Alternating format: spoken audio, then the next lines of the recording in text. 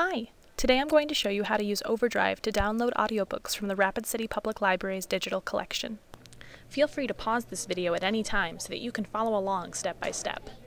To access the Overdrive collection, click on Downloadable Audiobooks on the library's homepage.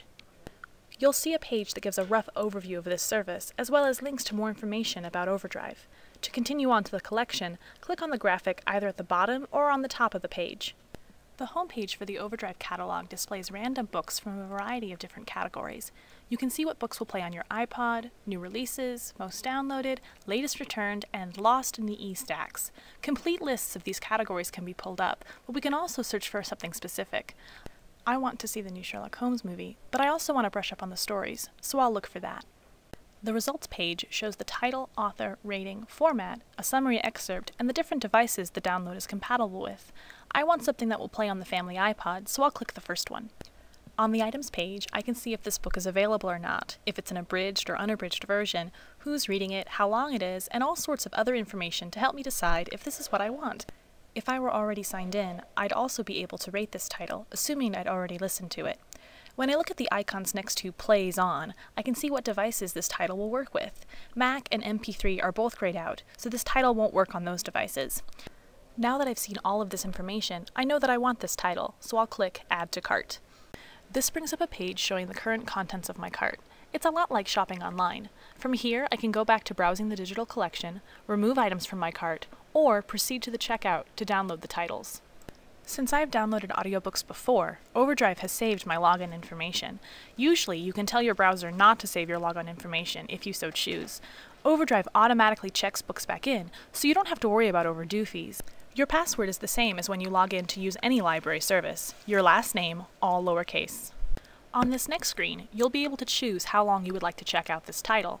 The default lending period is 14 days, but you can also choose to have a book for only 7 days. Overdrive also provides you with a summary of what you've already checked out. You can only have 10 titles out at a time. I have now checked out this collection of Sherlock Holmes stories. I can download it now if I'd like, or I can wait to do it at another time. After my 14 days are up, the title will be automatically checked back in. If this is the first time you've used Overdrive, you'll need to download the Media Console. Don't worry, it's free and it's really easy. I already have it, but I'll show you the page it takes you to. Overdrive will first list all of the system requirements for the Media Console. Essentially, the Media Console is like a download manager.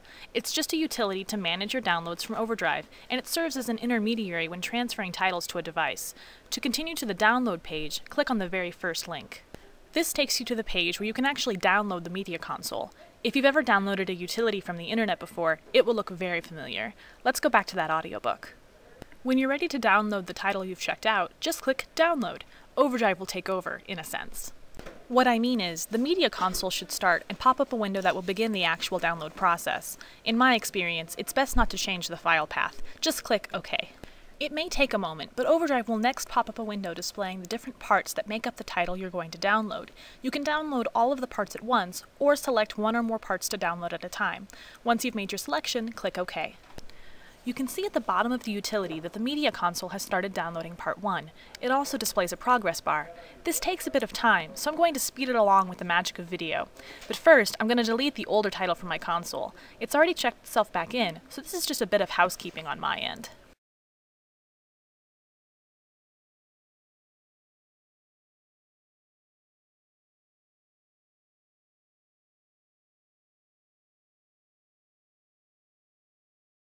Once the download has finished, you will be able to click Transfer in the Media Console's toolbar. Make sure that the title you want is highlighted and your device is plugged in. Overdrive will automatically search for your device and begin the transfer process. In the past, I've run into issues with iTunes regarding the type of import I'm doing. If that happens to you, Overdrive will provide you with a link to a step-by-step guide on how to change your iTunes settings so that your audiobook is top quality. To proceed with the transfer wizard, click Next.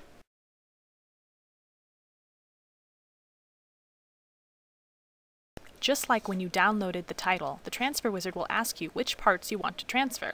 If you happen to have more than one compatible device plugged in, you can choose which one you want to transfer the audiobook to using the drop-down menu. Once you're ready to begin the transfer, click Next. Just like with downloading, the transferring process takes a while. Time for video magic again! While the media console is transferring your audiobook to your device, it will display an estimated time until it's done. Once it's finished, it will show you the elapsed time.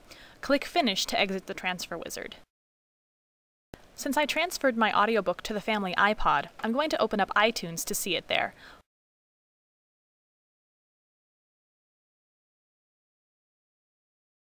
Overdrive puts it in the audiobooks file in your iPod.